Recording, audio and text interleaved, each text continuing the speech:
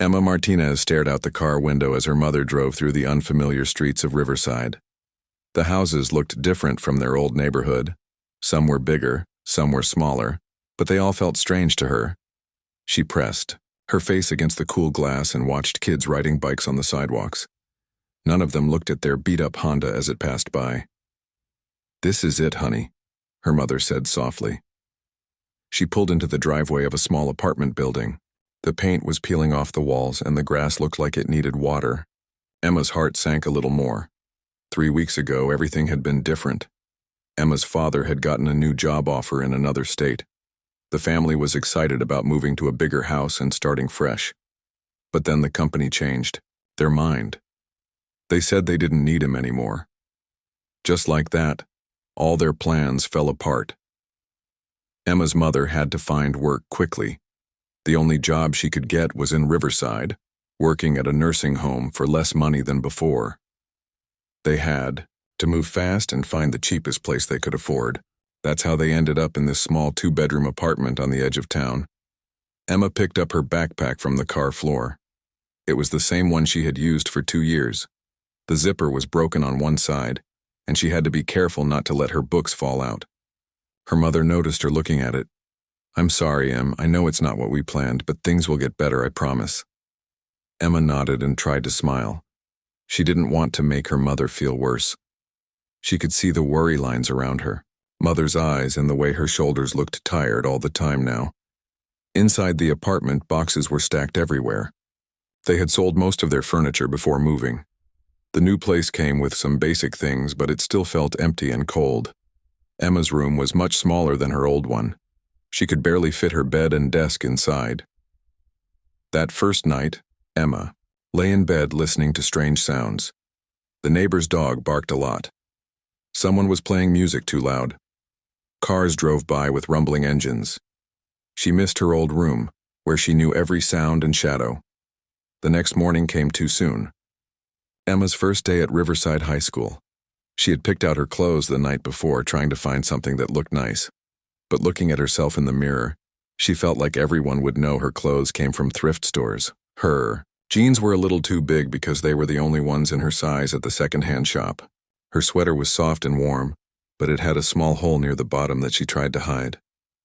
Her shoes were her old ones from last year, still good but clearly worn.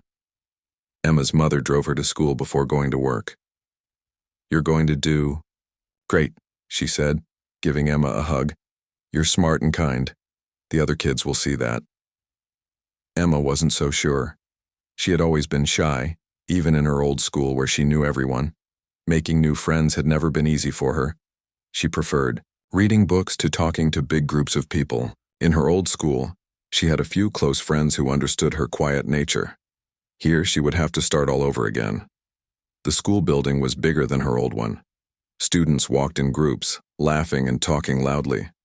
Emma felt invisible as she walked through the halls looking for her first class.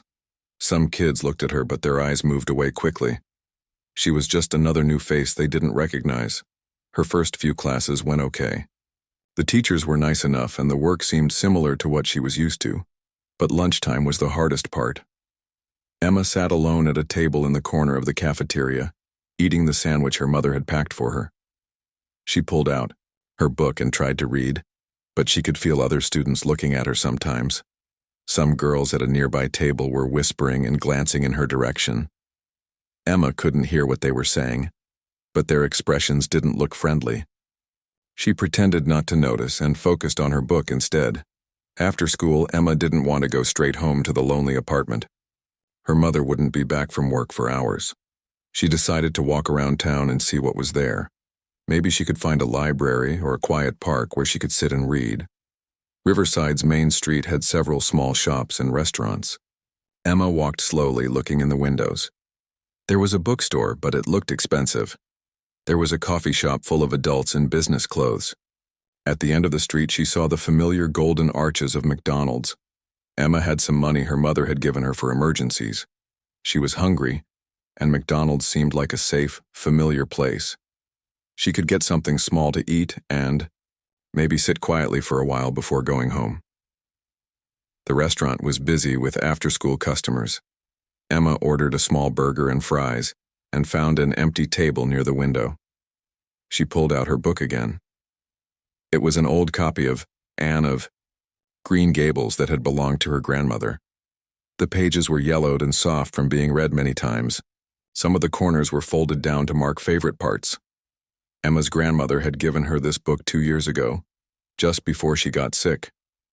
"This girl understands what it's like to be different," her grandmother had said. "But she finds her place in the world. You will too, my dear." Now, sitting alone in a strange town, Emma held the book carefully and started to read. The familiar words brought her comfort. Anne Shirley had been an outsider too, but she had found people who loved her for who she was. Maybe Emma could find that here in Riverside. She ate slowly and read several chapters, letting the noise of the restaurant fade into the background. For a little while, she could forget about being the new girl with old clothes and no friends. She could just be Emma, lost in a good story. Outside the window, the sun was starting to set. Emma knew she should go home soon. But for now, this corner table at McDonald's felt like the safest place in her new town. She had no idea that this same restaurant would soon become the place where everything in her new life would change. Jake Morrison slammed his locker shut with more force than necessary. The metal bang echoed through the hallway, making a few freshmen jump and hurry past him. His jaw was tight, and his hands were clenched into fists. 3 days had passed since the homecoming game, but the anger still burned in his chest like a hot coal. Riverside High had lost 21-14 to their biggest rivals, the Eastwood Eagles. Jake had thrown 2 interceptions in the fourth quarter, 2 stupid mistakes that cost them the game. The local newspaper had been kind in their report, but Jake knew what people were really thinking. The star quarterback had choked when it mattered most. "Hey man, you coming to McDonald's?" Marcus Thompson appeared beside Jake's locker. Marcus had been Jake's best friend since elementary school. He was shorter than Jake but built like a tank, from years of playing offensive line. His round face usually wore a smile, but today he looked concerned. "Yeah, whatever," Jake muttered, shouldering his backpack roughly. Marcus knew better than to push when Jake was in one of these moods. The 2 boys walked through the school hallways in silence. Other students moved out of their way automatically. Jake's reputation as the star athlete gave him a certain power in the school's social order, and everyone knew it. At the main entrance, they met up with the rest of their usual group. Brittany Chen was waiting by the steps, scrolling through her phone. She was the head cheerleader, with long black hair that always looked perfect, and a smile that could light up a room. Today, though, she seemed distracted. "My mom is being so annoying," Brittany announced as they approached. "She wants me to visit my grandfather this weekend, but I already made plans to go shopping with Madison." "Just tell her you're sick," suggested Sophia Rodriguez, who had just walked up with Tyler Kim. Sophia was always perfectly put together, with carefully applied makeup and clothes that looked like they came straight from a fashion magazine. She spent most of her free time taking pictures for her social media accounts, hoping to become an influencer. Tyler was the clown of the group. He was tall and skinny, with curly red hair that stuck up in all directions. He was always cracking jokes and doing silly voices to make people laugh, but underneath the humor he desperately wanted to fit in with the popular crowd. "My grandfather would see right through that," Brittany said. "He was a teacher for like 40 years. He can spot a lie from a mile away." The 5 friends walked toward McDonald's together. It had become their daily routine over the past month. The restaurant was close to school, the food was cheap, and they could usually find a table where they could be loud without bothering anyone too much. Jake walked a little ahead of the group, his mind still replaying the failed plays from Friday night. He could hear Coach Williams's voice in his head. "Leaders don't make excuses, Morrison. They find ways to win." But Jake didn't feel like a leader right now. He felt like a failure. "Earth to Jake," Tyler called out, jogging to catch up. "You, planning to be this much fun all afternoon?" "Shut up, Tyler," Jake snapped without looking back. Tyler's face fell a little, but he recovered quickly and fell back with the others. The group had learned to handle Jake's bad moods over the years. Usually he would cool off after a day or two and go back to being the confident leader they were used to following. Inside McDonald's, the familiar smell of French fries and burger grease greeted them. The restaurant was busy with the usual after-school crowd. Families with small children occupied some tables while groups of teenagers filled others. The five friends ordered their usual items and found their regular spot near the back corner. Jake slumped into his chair and picked at his fries without much appetite. The others chatted about weekend plans and upcoming tests, but he wasn't really listening. His eyes wandered around the restaurant looking for something to focus on besides his own failures. That's when he noticed her. A girl was sitting alone by the window reading a book while she ate. Jake had never seen her before, which was unusual in a town as small as Riverside. She looked about their age, maybe a year younger. Her clothes were clearly secondhand. He could tell by the way they didn't quite fit right and looked a little worn around the edges. "Who's that?" Jake asked, nodding toward the girl. The others turned to look. Brittany squinted for a moment, then shook her head. "Never seen her before, must be new."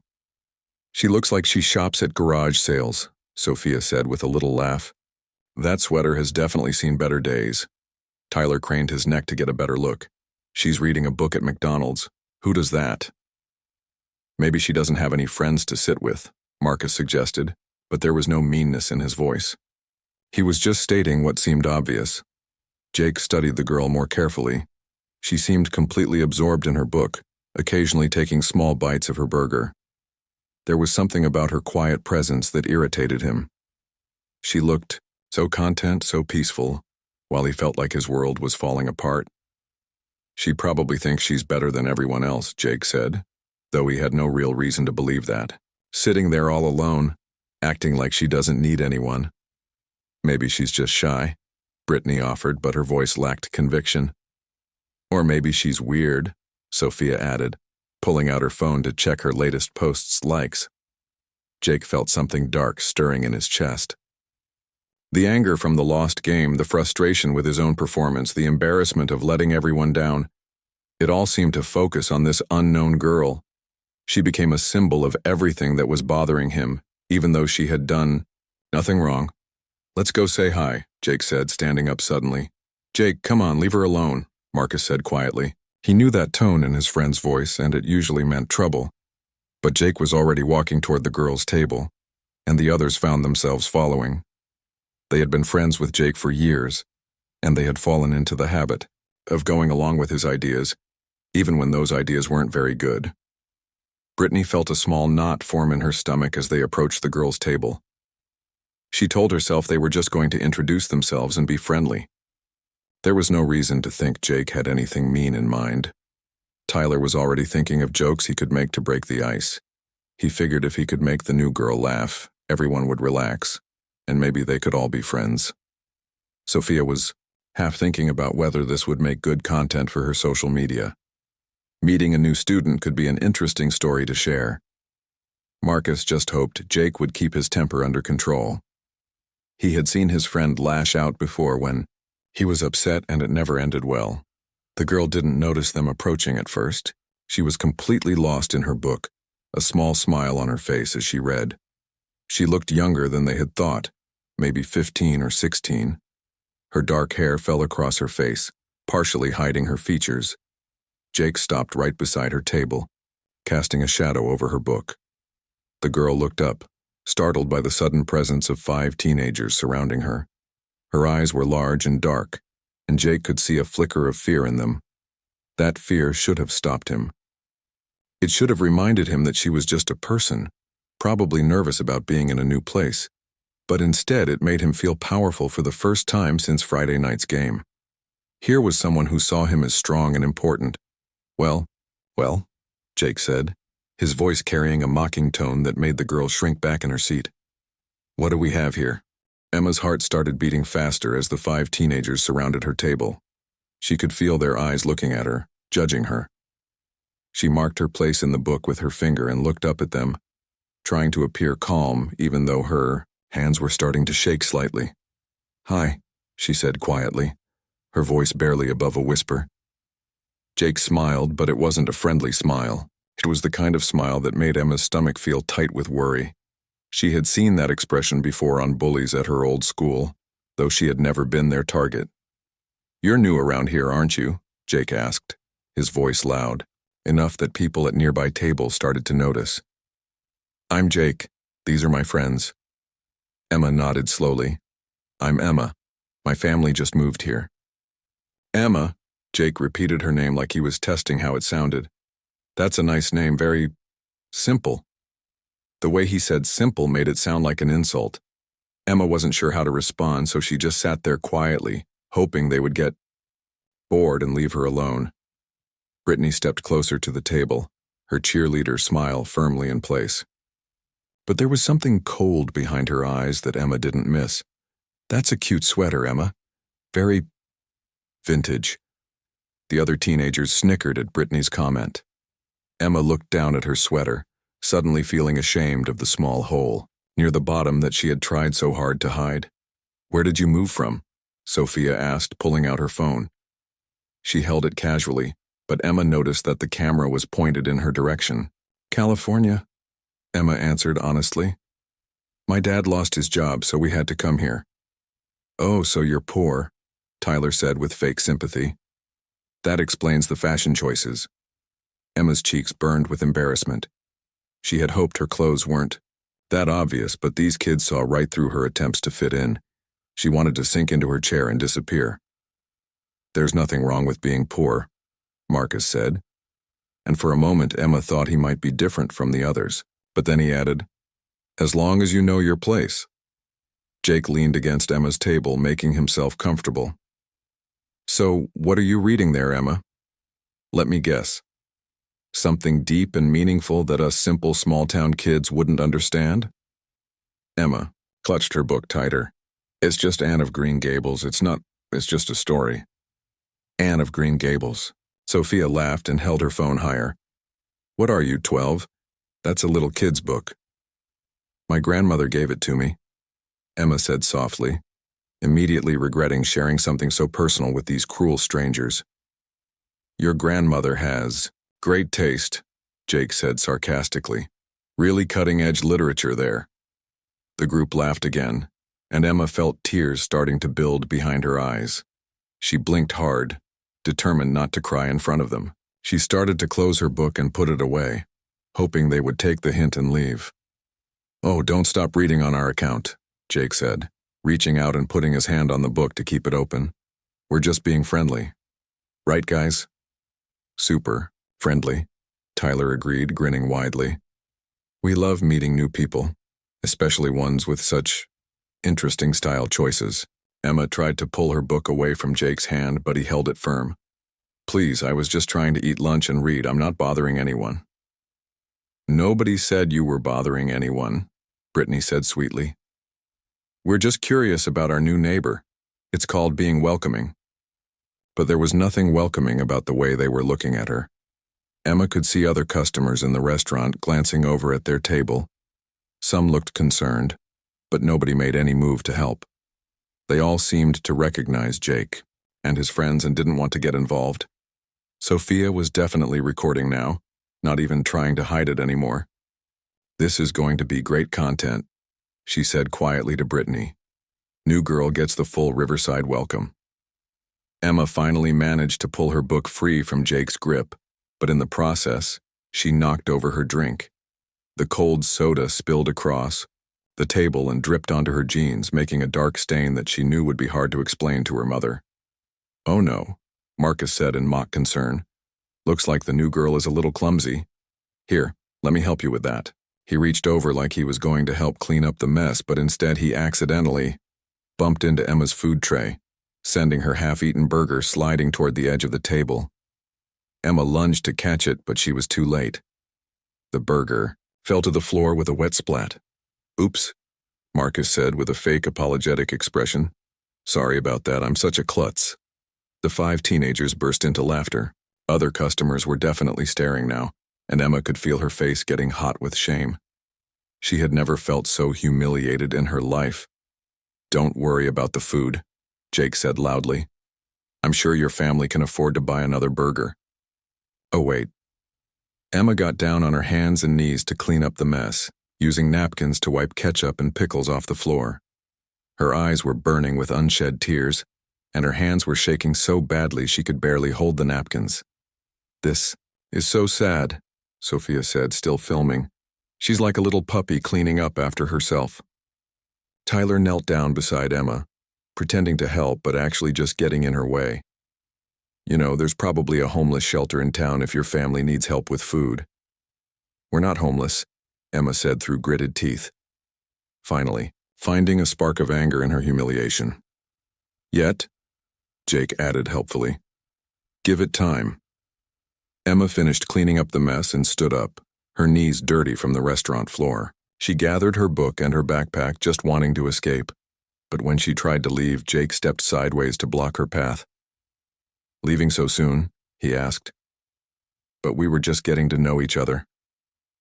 "Please let me go," Emma said, her voice cracking slightly. "In a minute," Jake said. "First, I think you should properly introduce yourself to everyone. Tell us all about your interesting life."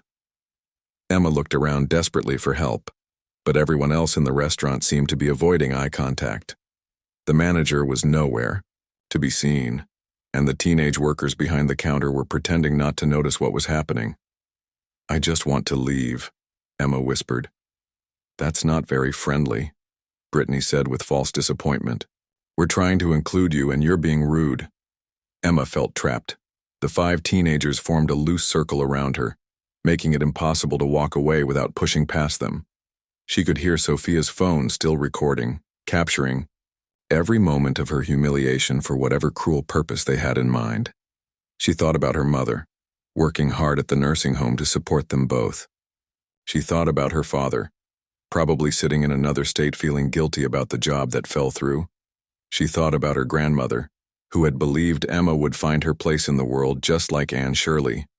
But right now, Emma felt more alone and powerless than she ever had in her life. These 5 strangers had turned her safe corner of McDonald's into a nightmare, and she had no idea how to make it stop. The circle around Emma felt like it was getting tighter. She clutched her book to her chest like a shield, but Jake's eyes had focused on it with a new kind of interest. The mocking smile on his face grew wider. "You know what, guys?" Jake said, loudly, making sure his voice carried across the restaurant. "I think our new friend Emma is trying to show off. Look at her sitting here all alone with her fancy book, thinking she's so much smarter than the rest of us." Emma shook her head quickly. "No, that's not. I wasn't trying to show off anything. I just like reading." "Just like reading," Sophia repeated in a baby voice, still holding her phone up to record. "How precious. Tell me, Emma, do you think you're better than us because you read books?" "I never said that," Emma protested, her voice getting smaller. She could feel tears threatening to spill over, but she fought them back. Crying would only make this worse. Tyler leaned in closer, his usual goofy grin replaced with something meaner. "Come on, be honest. You moved here from big fancy California and you think we're all just dumb small-town kids, right?" "That's not true," Emma whispered, but her words were lost in the noise of the restaurant around them. Jake reached out suddenly and plucked the book from Emma's hands before she could react. She tried to grab it back, but he held it high above his head, well out of her reach. "Let's see what kind of deep intellectual stuff our California girl reads," Jake announced, flipping the book open to a random page. "Please give it back," Emma said, jumping slightly to try to reach the book. Her voice was getting desperate now. "Please, it's important to me." "Important?" Jake laughed. "It's just some old book about a red-headed orphan. Listen to this garbage." He began reading aloud in an exaggerated, mocking voice. Anne of Green Gables sat in her little bedroom, dreaming of all the wonderful adventures she would have. "That's not even the right story," Emma said quietly, but Jake ignored her. Marcus joined in the fun, adding silly voices and dramatic gestures as Jake continued reading random sentences from different pages. The other teenagers laughed and encouraged them, creating a loud spectacle that drew even more attention from other customers. "Oh, here's a good part," Jake said, finding a page that Emma had folded down to mark as one of her favorites. "This must be really special if little Emma marked it." "Don't," Emma pleaded, but Jake was already reading the passage in his mocking tone. It was a scene where Anne talked about feeling like she didn't belong anywhere, but eventually finding a family who loved her. Words that had comforted Emma during lonely nights were now being turned into weapons against her. Brittany pulled out her own phone to join Sophia in recording.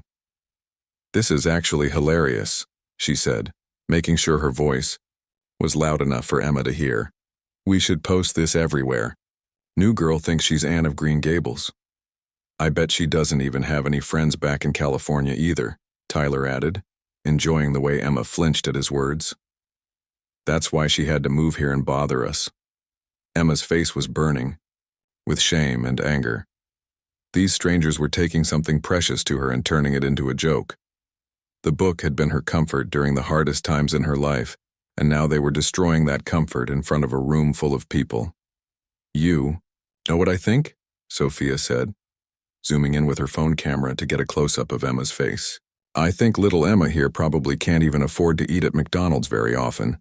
I bet this is like a special treat for her family." The words hit Emma like a physical blow. It was true. This meal had used up most of the emergency money her mother had given her. But hearing it said out loud in front of all these people made her feel smaller than she ever had before. "Is that right, Emma?" Jake asked with false concern. "Is McDonald's too expensive for your family? Maybe you should be eating at the soup kitchen instead." "We're not that poor," Emma said, but her voice cracked as she said it. "Sure you're not," Marcus said with a knowing look. "That's why your clothes look like they came from a dumpster." The 5 teenagers laughed even harder at Marcus's comment. Emma felt like she was drowning in their cruelty. Every word they said felt like another weight pulling her down, but the worst was yet to come. Jake looked down at the book in his hands and then back at Emma's desperate face. Something shifted in his expression, and Emma saw a flash of pure meanness that made her stomach drop. "You know what, Emma?" Jake said slowly. "I don't think you deserve to have nice things if you're going to use them to act better than everyone else." Before Emma could understand what he meant, Jake grabbed several pages from the book and ripped them out with a harsh tearing sound that seemed to echo through the restaurant. "No!" Emma cried out, lunging forward to try to stop him. But Jake just laughed and tore out more pages, letting them flutter to the floor like broken white birds. The sound of ripping paper was loud in the sudden quiet that had fallen over their section of the restaurant. Emma dropped to her knees, desperately trying to gather the torn pages. These weren't just any pages, they were from the part of the story where Anne finally found her home with the Cuthberts. The pages where she learned that she was loved and wanted, despite being different. "Stop. Please stop," Emma begged, her voice breaking completely now. Tears were streaming down her face as she tried to piece the torn paper back together with shaking hands. "Oops," Jake said without any real remorse. "Looks like your precious book had an accident." Tyler was recording now too, capturing Emma on her hands and knees crying over torn book pages while people stared. "This is going viral for sure," he said with excitement. "My grandmother gave me this book," Emma whispered to the floor, not caring anymore if they heard her or not. "She died last year, and this was all I had left of her." For just a moment the laughter stopped. Even in their cruelty, the 5 teenagers felt a small stab of discomfort at Emma's words. But the moment passed quickly, and Jake's anger at his own life pushed away any sympathy he might have felt.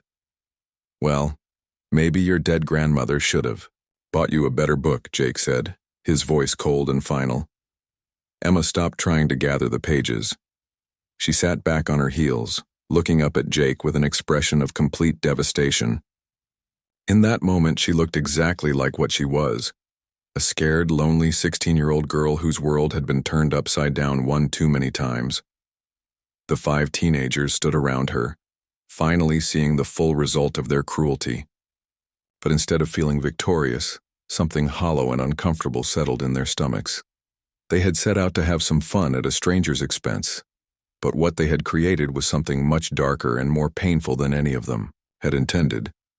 The restaurant around them had grown quieter, with conversations stopping at nearby tables as people became aware that something serious was happening. Emma's quiet sobs were the only sound in their little corner of McDonald's, and suddenly the 5 teenagers realized that every eye in the place was on them. They had gotten exactly what they thought they wanted: power, attention, and dominance over someone weaker than them. But now that they had it, none of them felt good about it at all. The silence in that corner of McDonald's was broken by the sound of a chair scraping against the floor. Everyone turned to see an elderly man slowly standing up from a table near the window. He had been sitting alone, quietly eating his dinner, and reading a newspaper, but now he folded the paper carefully and set it aside. Robert Chen was 78 years old, but he still moved with the steady purpose of someone much younger. His back was straight, his silver hair was neatly combed, and his dark eyes held the kind of wisdom that came from decades of dealing with young people. He had been a high school teacher for 42 years before retiring, and during that time he had seen every kind of behavior that teenagers could display. He had been watching the situation unfold for several minutes, hoping that the young people would come to their senses on their own. But when he saw the girl on her knees crying over torn book pages, while 5 teenagers stood around her laughing, he knew he could not stay silent any longer. Robert walked slowly toward the group, his footsteps quiet but somehow commanding attention. As he approached, the 5 teenagers noticed him and their laughter died away. There was something in his presence that made them all stand a little straighter and look a little ashamed, though they couldn't quite explain why. "Excuse me," Robert said in a voice that was calm but carried complete authority. It was the same voice he had used to quiet rowdy classrooms for 4 decades. "I think there might be a problem here." Jake looked up at the old man with a mixture of annoyance and uncertainty. He was used to adults either ignoring teenage behavior or being too intimidated to intervene. This man was clearly different. "No problem, sir," Jake said, trying to sound respectful while still maintaining his tough attitude. "We were just talking to the new girl." Robert's eyes moved slowly from Jake to each of the other teenagers, taking in their uncomfortable expressions and defensive postures. Then he looked down at Emma, still kneeling on the floor trying to gather pieces of her torn book. Without saying another word, Robert knelt down beside Emma. His knees protested the movement, but he ignored the discomfort and began helping her collect the scattered pages. His movements were gentle and careful, treating each piece of paper like it mattered. "Are you hurt, dear?" he asked Emma softly, his voice completely different from the tone he had used with the teenagers. Emma looked up at him with tear-filled eyes, surprised by the kindness in his voice.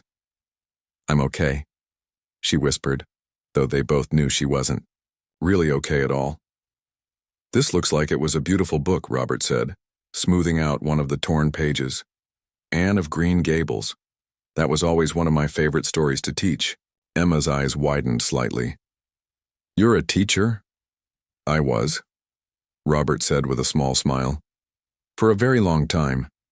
And I learned that the students who read books like this one are usually the kindest and most thoughtful people you'll ever meet."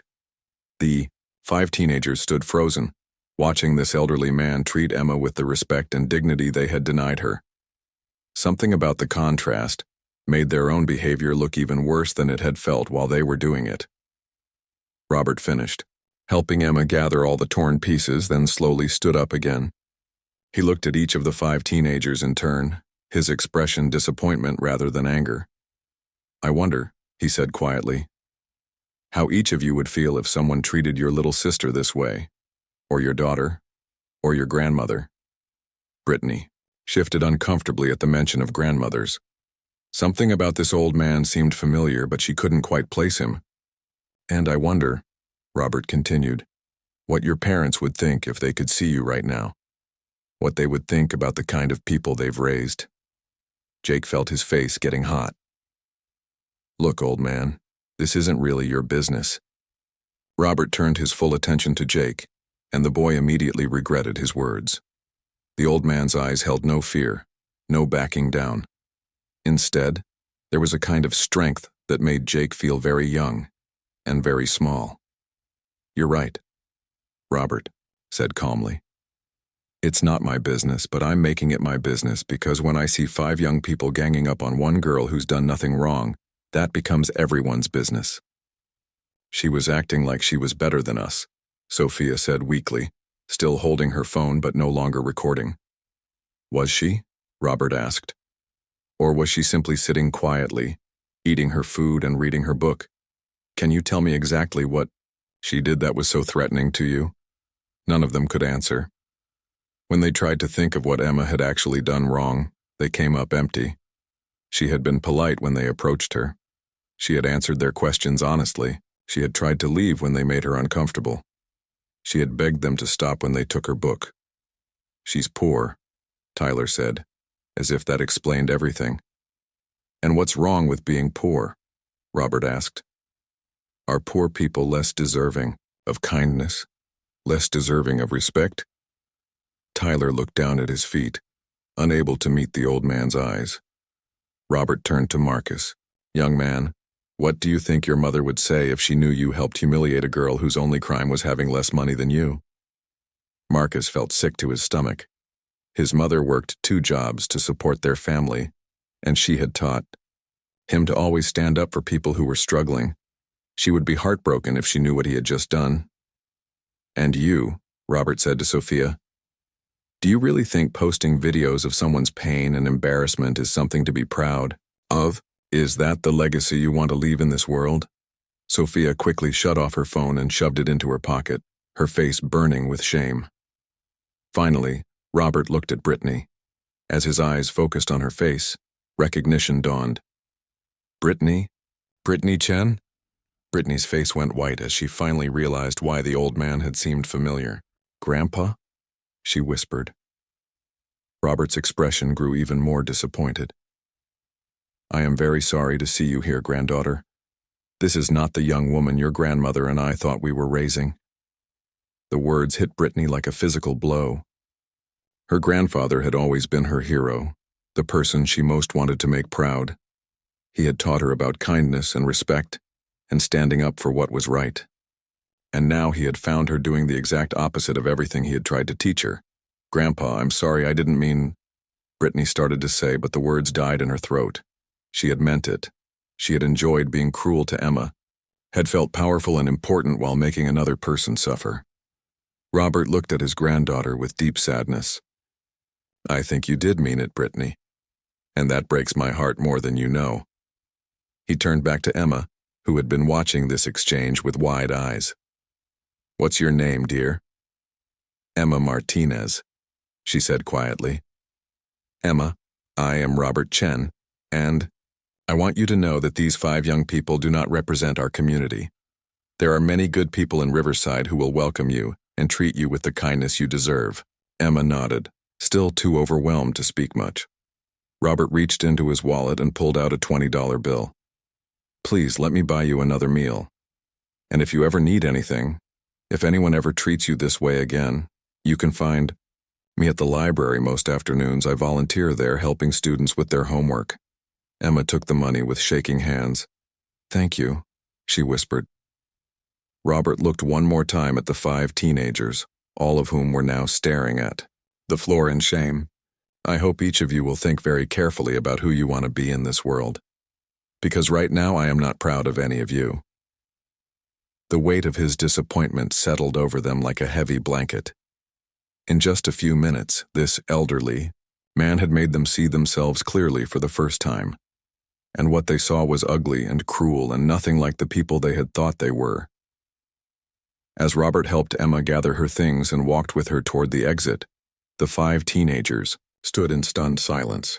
The restaurant around them had returned to normal conversation, but they felt like everyone was still watching them, still judging them for what they had done.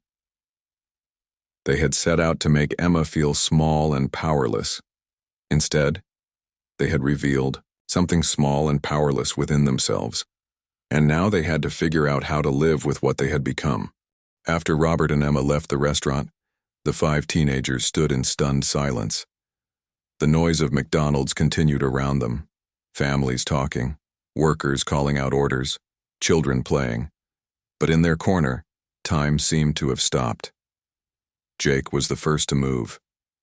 He slumped into his chair and put his head in his hands.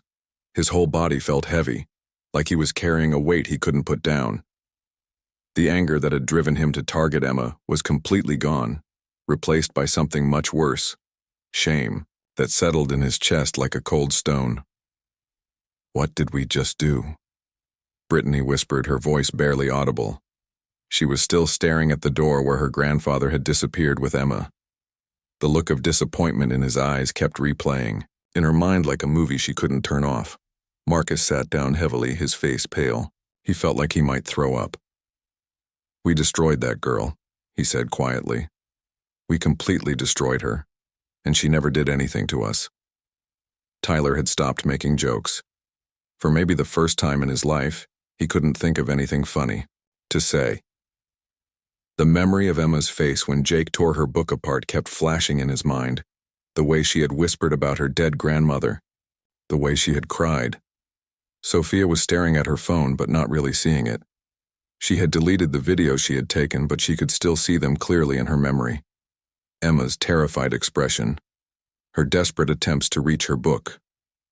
The tears streaming down her face as she tried to gather the torn pages. She said her grandmother gave her that book, Sophia said suddenly. Her grandmother who died. And Jake just... "I know what I did," Jake snapped. But there was no real anger in his voice anymore. Just pain. "You think I don't know what I did?" They all fell silent again. Other customers were starting to leave as the dinner hour ended, but the 5 friends couldn't seem to move. It was like they were frozen in this moment, forced to face what they had become. "Your grandfather," Marcus said to Brittany. "He seemed like a really good person." Brittany nodded, tears starting to flow freely now. "He is. He's the best person I know. He and my grandmother raised me when my parents were working all the time. They taught me to be kind, to help people who were struggling, to stand up for what's right." She looked around at her friends with red, swollen eyes. "And instead I became this. I became someone who hurts innocent people for fun, someone who films another person's pain and thinks it's entertaining." Tyler was crying now too, though he tried to hide it. "My mom always tells me that my jokes should lift people up, not tear them down. She says humor should make the world brighter, not darker." He wiped his nose with his sleeve. "But that girl, Emma, I made her feel terrible about herself. I called her poor like it was something shameful. My own family struggles with money sometimes, and I know how that feels. But I still—" "We all did it," Marcus interrupted. "We all chose to be cruel. We can't just blame Jake." Jake looked up sharply. "Yeah, you can blame me. It was my idea. I started it. I'm the one who tore up her book. But we went along with it," Marcus said firmly. "We could have stopped you. We could have walked away. We could have stood up for her. But we didn't. We made the choice to be part of it." Sophia was scrolling through her social media, looking at all the posts about kindness and friendship that she had shared over the years. "I've posted so many things about being a good person," she said quietly. Anti-bullying quotes, inspirational messages about treating everyone with respect. And it was all fake. When it actually mattered, when there was a real person right in front of me who needed someone to be kind, I was cruel instead. She looked at her phone with disgust. I was more worried about getting good content than about being a decent human being. Brittany pulled out her own phone and scrolled to a picture of her and her grandfather from last Christmas. They were both smiling, and he had his arm around her shoulders. He looked so proud of her. "He used to tell me stories about his students," she said softly. "Kids who were struggling, kids who felt like outsiders. He always talked about how important it was to make everyone feel welcome and valued. He said that sometimes one person's kindness could change someone's whole life." She put the phone away and looked at her friends. "And we just did the opposite. We probably made Emma feel like she'll never belong anywhere. We might have changed her whole life, but in the worst possible way." Jake stood up suddenly and walked to the window, looking out at the parking lot. He could see Emma and Robert getting into an old car together. Even from a distance, he could see that Emma was still crying. "I keep thinking about Friday night," he said without turning around. "The game. How angry I was about losing. How embarrassed I felt when everyone was looking at me like I'd let them down." He turned back to face his friends. "And then I saw Emma, and she looked so peaceful and content, and I hated her for it. I hated her for being happy when I felt so miserable. so I decided to make her feel as bad as I did." His voice cracked. But she wasn't happy because her life was perfect. She was probably trying to find a little bit of comfort in that book because her life is really hard right now. Her family lost everything and had to move here, and she doesn't know anyone. And all she wanted was to eat her food and read her grandmother's book in peace. Jake sat back down and put his head in his hands again. "I took the one thing that was bringing her comfort and I destroyed it. Because I was having a bad day. Because my stupid ego was hurt over a football game." The weight of what they had done was settling on all of them now. They weren't just dealing with the guilt of being mean to someone. They had targeted the most vulnerable person they could find and attacked the things that mattered most to her. "We have to fix this," Brittany said suddenly. "We have to find a way to make this right." "How?" Tyler asked. "How do you make up for something like this? How do you fix someone's trust after you've destroyed it?" "I don't know," Brittany admitted. "But we have to try. We can't just go on with our lives like nothing happened. That girl is going to go home tonight and cry herself to sleep because of us. She's going to be afraid to go to school tomorrow because of us. She's going to remember this day for the rest of her life." Marcus nodded slowly. "Brittany's right. We can't undo what we did, but we can't just walk away from it either." Sophia looked around the table at her friends. "What if she doesn't want our apologies? What if she just wants us to leave her alone forever? I wouldn't blame her." "Then we leave her alone," Jake said quietly. "But we still try to make things right somehow. Even if she never forgives us, we owe it to her to try to repair some of the damage we caused." They sat in silence for a few more minutes, each lost in their own thoughts. The restaurant was getting quieter as the evening crowd thinned out. Soon they would have to go home and face their families, pretending everything was normal when they all felt like completely different people than they had been an hour ago. "I don't know how to go home and look my parents in the eye," Tyler said finally. "I don't know how to face my grandfather again," Brittany added. "I don't know how to face myself," Jake said quietly. But they all knew they would have to find a way. They would have to figure out how to live with what they had done, and more importantly, how to become the kind of people who would never do it again. The 5 teenagers finally gathered their things and prepared to leave McDonald's. But as they walked toward the door, they all knew that they were leaving as very different people than they had been when they arrived. The cruelty they had shown Emma had changed them all, and there was no going back to who they used to be. Now, they had to figure out who they wanted to become instead. The ride home was the longest 20 minutes of Brittany's life. She sat in the passenger seat of her mother's car, staring out the window while her mom chatted about her day at work. Every word felt like it was coming from very far away. All Brittany could think about was the look in her grandfather's eyes when he recognized her. "You're quiet tonight, honey," her mother said as they pulled into their driveway. "Everything okay at school?" Brittany wanted to tell her mother everything. She wanted to confess what she had done and ask for help figuring out how to fix it. But the words stuck in her throat. How could she explain that she had become the kind of person her family had taught her never to be? "I'm fine, Mom," she lied. "Just tired." That night, Brittany lay in bed staring at the ceiling. Every time she closed her eyes, she saw Emma's face. The fear when they first approached her table, the embarrassment when they mocked her clothes, the devastation when Jake tore her book apart, the tears when she whispered about her dead grandmother. Around midnight, Brittany couldn't take it anymore. She got up and went to her desk. Pulling out a notebook and a pen, she had to write down everything she was feeling, everything she had done wrong, everything she wanted to say to Emma but didn't know how. 3 blocks away, Marcus was having his own nightmare. He had barely made it through dinner with his family, pushing food around his plate while his little sister talked excitedly about her day at elementary school. When his mother asked if he was feeling sick, he had nodded and asked to be excused. Now, he was sitting on his bedroom floor with his back against the door, trying to make sense of what had happened.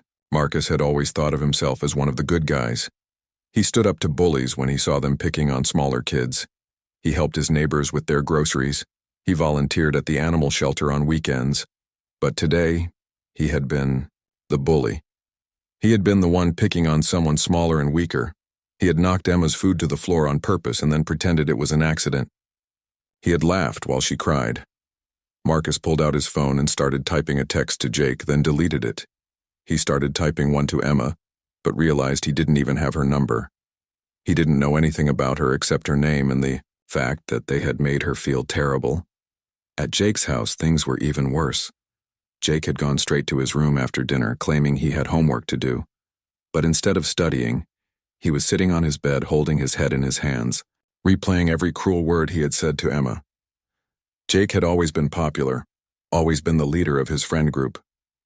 People looked up to him, followed his lead, copied his behavior. And today he had used that influence to hurt an innocent person.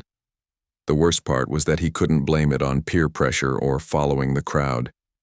He had been the one to start it all. He had seen a lonely girl reading a book, and instead of feeling sorry for her, he had decided to make her life worse. Jake got up and walked to his mirror, looking at himself for a long time. He tried to see the person Emma had seen when she looked at him. Not the star quarterback or the popular kid, but just a teenager who had chosen to be cruel for no good reason. His phone buzzed with text messages from his friends, but he ignored them all. He wasn't ready to talk to any of them yet. He wasn't ready to try to explain or justify what they had done, because there was no explanation that made it okay. Tyler was having the hardest time of all. He had always used humor as his way of connecting with people, of making them like him. But today his jokes had been weapons. He had used his sense of humor to tear down instead of build up, to hurt instead of heal. Tyler's parents were watching, a comedy show in the living room, laughing at the jokes on TV. The sound of their laughter made Tyler feel sick. How could anything be funny anymore? How could he ever make people laugh again, knowing what he was capable of? He went to the bathroom and threw up, his body rejecting the guilt and shame that had been building in his stomach all evening. Afterward, he splashed cold water on his face and looked at himself in the mirror. "Who are you?" he whispered to his reflection. But he didn't like the answer. Sophia was in her room, going through all her social media accounts. She had built her online presence around being positive and uplifting, sharing quotes about kindness and friendship. But it had all been fake. When it really mattered, when there was a real person right in front of her who needed kindness, she had chosen cruelty instead. She started deleting posts one by one. Every inspirational quote about treating people well felt like a lie now. Every picture of her smiling and looking happy felt fake. How could she go back to posting about love and positivity when she had spent her afternoon filming someone else's pain? Sophia's phone rang. It was her best friend Madison, wanting to chat about weekend plans. But Sophia couldn't bring herself to answer. How could she have a normal conversation about normal teenage things when she felt like a completely different person than she had been this morning? Meanwhile, across town, Emma was in her small bedroom, trying to tape the pieces of her book back together. Some pages were torn too badly to fix, and others were missing completely. But she worked carefully with clear tape, trying to save what she could. Her mother had asked about her red eyes and why she seemed so upset, but Emma had just said she was tired from starting at a new school. She couldn't bear to tell her mother what had really happened. Her mom was working so hard to make their new life work, and Emma didn't want to add another worry to her list. Emma's mother had noticed the book, though. "What happened to your grandmother's book, honey?" "It got damaged at school," Emma said quietly. "But I think I can fix most of it." Her mother sat down on the bed beside her. "That book was very special to your grandmother. She would want you to know that the story lives in your heart even if the pages get torn." Emma nodded and tried to smile, but inside she felt broken in a way that tape couldn't fix. It wasn't just about the book anymore. It was about feeling like she would never be safe, never be accepted, never be able to let her guard down in this new place. Back at his house, Jake finally picked up his phone and called Marcus. "Hey," Marcus answered on the first ring, his voice heavy. "I can't stop thinking about it," Jake said without any greeting. "Me neither." They sat in silence for a moment, both holding their phones and feeling the weight of what they had done. "We have to do something," Jake said finally. "I know, but what?" "I don't know yet, but we can't just pretend this didn't happen." Marcus was quiet for a long time. "Jake, why did we do that?" Why did we think it was okay? Jake had been asking himself the same question all evening. I don't know, man. I was angry about the game and she looked so peaceful and I hated her for it. I wanted to make her feel as bad as I did. That's messed up, Marcus said quietly. Yeah, it is. We're messed up. I'm messed up. They talked for another hour, both trying to figure out how they had become the kind of people who would gang up on an innocent girl. Neither of them had a good answer.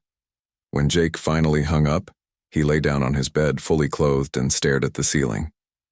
Tomorrow he would have to go to school and face Emma. He would have to see the fear in her eyes. When she looked at him, he would have to live with knowing that he had made someone feel unsafe and unwelcome in their new home. All 5 of them went to sleep that night as different people than they had been when they woke up. They had seen the worst parts of themselves, and they couldn't unsee it. They had hurt someone innocent and they couldn't undo it. But maybe, if they were very lucky and worked very hard, they could figure out how to be better.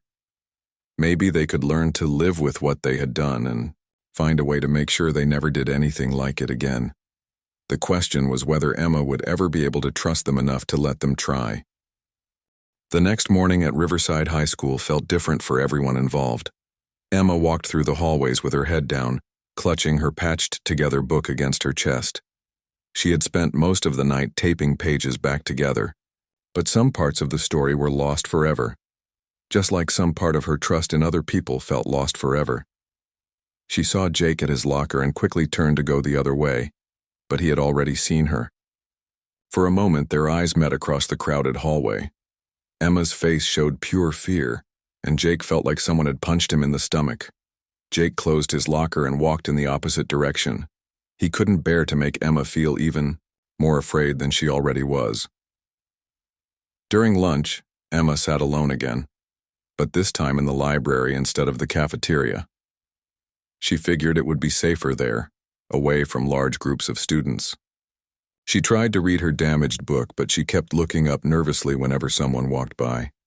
Meanwhile, the 5 friends sat at their usual lunch table in complete silence. None of them had much appetite. They picked at their food and avoided eye contact with each other and everyone else. We have to do something, Brittany said finally, echoing Jake's words from the night before. Like what? Sophia asked. She's terrified of us. Did you see how she ran away when she saw Jake this morning? I don't blame her, Tyler said quietly.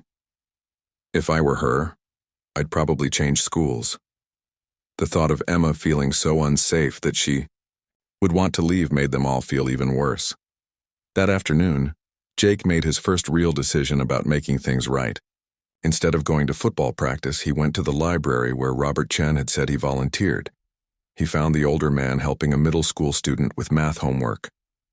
Robert looked up when Jake approached, his expression guarded but not hostile. Mr. Chen, Jake said, his voice barely above a whisper. I need to talk to you. Robert finished helping the younger student, then gestured for Jake to sit down at a nearby table. I don't know how to fix what I did, Jake began, his hands shaking slightly. I don't know how to live with it, but I need to try to make it right somehow. Robert studied Jake's face for a long moment. What do you think making it right would look like? I don't know. An apology doesn't seem like enough. I destroyed something that belonged to her grandmother. I made her feel afraid and unwelcome. How do you apologize for that? You start by taking responsibility, Robert said simply. Not making excuses, not blaming anyone else, not trying to minimize what you did, just owning it completely. Jake nodded. I own it. It was my idea, my leadership, my cruelty. The others went along with it, but I started it. And then? I don't know. I want to buy her a new copy of the book, but that doesn't replace her grandmother's copy. I want to make sure she feels safe at school, but why should she trust me? I want to tell everyone what a good person she is, but I don't even know her well enough to know that. Robert leaned back in his chair. Those are all thoughtful concerns, Jake. What matters most is that you understand the impact of your actions, not just on Emma, but on yourself and your friends. Meanwhile, Brittany had gone to her grandfather's house after school. She found him in his garden, tending to his roses. He looked up when she approached, but his usual warm smile was missing. "Grandpa," she said, tears already starting to flow. "I'm so sorry. I'm so sorry." Robert set down his gardening tools and looked at his granddaughter. "I'm glad you're sorry, Brittany. But sorry isn't enough by itself. What are you going to do differently?" "I don't know how to be different," Brittany admitted. "I thought I was a good person, but yesterday I found out I'm not. I found out I'm capable of being really cruel, and I don't know how to trust myself anymore." Robert softened slightly. "The fact that you're questioning yourself is actually a good sign. It means you have a conscience that's working properly now." Over the next several days, each of the 5 friends began taking small but meaningful steps toward redemption. Marcus was the first to take public action. During his English class, when the teacher asked for volunteers to help new students get settled, Marcus raised his hand immediately. He spent the next week helping 3 different new students find their classes, make friends, and feel welcome. It wasn't about Emma specifically, but about proving to himself that he could choose kindness over cruelty. Tyler completely changed his approach to humor. He stopped making jokes at other people's expense and started using his comedy to include people instead of excluding them. When he saw a lonely kid sitting alone at lunch, he would go sit with them and try to make them laugh in a way that made them feel good about themselves. Sophia deleted most of her social media accounts and started volunteering at a local shelter for homeless families. She wanted to understand what real poverty looked like, what real struggle meant, so she would never again treat someone's financial difficulties as a source of entertainment. Brittany joined the school's peer counseling program and began working with students who were having trouble adjusting to new schools. She learned about the challenges that kids like Emma faced and became an advocate for making the school more welcoming to outsiders. But Jake's approach was the most direct. After a week of planning and gathering courage, he wrote Emma a letter. Not an email or a text, but a real letter written by hand on good paper. "Dear Emma," it began, "I know you have no reason to trust me or believe anything I say, but I need you to know how deeply sorry I am for what I did to you at McDonald's. There is no excuse for my behavior. I was angry about things that had nothing to do with you, and I took that anger out on you in the cruelest way possible. I destroyed something precious that belonged to your grandmother, and I know I can never replace that. I made you feel unwelcome in your new home, and I know that damage may never heal completely. I turned what should have been a safe space into a place of humiliation and pain. I don't expect you to forgive me. I don't expect you to trust me. I don't even expect you to read this whole letter.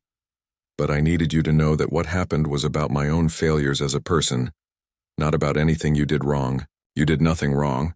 You were just a girl trying to eat lunch and read a book in peace, and you deserved to be left alone or welcomed kindly. You deserved so much better than what we gave you. I've enclosed $50 to replace your meal and hopefully help you buy a new copy of Anne of Green Gables. I know it won't be the same as your grandmother's copy, but maybe it can be a start toward rebuilding something beautiful that I helped destroy. I'm also writing letters to the principal, my coach, and my parents, telling them exactly what I did and asking them to help me become a better person. I don't want to hide from the consequences of my actions anymore. If you never want to see me or speak to me again, I completely understand. But if there's ever anything I can do to make your time at Riverside High School better, please don't hesitate to ask. I promise I will spend the rest of my time here trying to make this school the kind of place where what happened to you could never happen to anyone else. Sincerely, Jake Morrison. Jake gave the letter to Robert Chen to pass along to Emma, since he didn't want to approach her directly and make her feel cornered or afraid. Emma read the letter that evening in her small bedroom. She read it 3 times, looking for signs that it wasn't sincere, that it was just another way to hurt her. But the words seemed honest, and the fact that Jake had told adults about what he had done suggested he was serious about changing. She didn't write back, and she didn't seek Jake out at school. But she did notice the changes in all 5 of her former tormentors over the following weeks. She saw Marcus helping other new students. She saw Tyler making people laugh with them instead of at them. She saw Sophia volunteering and no longer constantly taking pictures of herself. She saw Brittany standing up for kids who were being picked on. And she saw Jake using his popularity and influence to make the school a kinder place. He started eating lunch with kids who usually sat alone. He called out other students when they made cruel comments. He used his position as quarterback to promote acceptance and inclusion. None of this erased what they had done to her. Emma still felt nervous when she saw them in the hallways. She still ate lunch in the library instead of the cafeteria. She still kept her guard up around groups of popular students. But slowly, very slowly, she began to see that people could change. That someone who had been cruel could choose to become kind. That her horrible experience at McDonald's might have been the catalyst for 5 people to become better versions of themselves. 3 months later, Emma was sitting in the library, reading a new copy of Anne of Green Gables when Brittany approached her table. "Hi, Emma," Brittany said softly.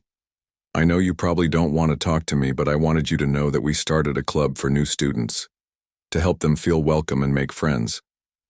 I was wondering if maybe you'd want to help us with it, since you know better than anyone what it's like to be new and feel like an outsider." Emma looked up from her book, studying Brittany's face carefully. She saw genuine remorse there and something else. Respect. "You don't have to answer now," Brittany continued. "But if you ever want to help other kids avoid what you went through, we could really use your insight." Emma didn't say yes that day, but she didn't say no either.